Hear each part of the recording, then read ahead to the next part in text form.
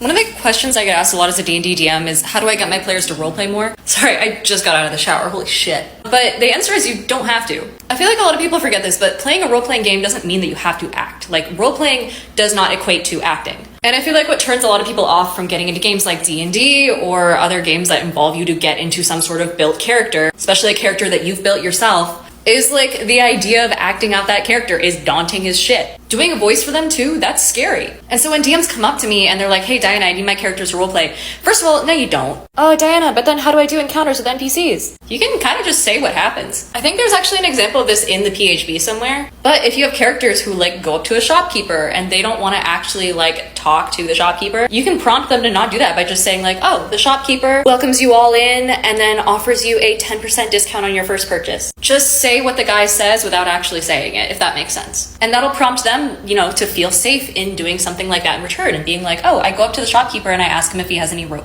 Once the players get comfortable with that part of role-playing, you know, the easy side of it, they dip their toes in a little bit, then you can slowly prompt them to do, you know, actual sentences. The shopkeeper explains that he only has maybe 50 feet of rope and he kind of winces to himself and he goes, yeah, sorry, but I do have some more on the way if you come by next Tuesday. Which then prompts the player to say something like, oh, okay, I'm gonna go ahead and buy that first 50 feet of rope from the shopkeeper and then I'll be like, okay, yeah, we'll check back in later.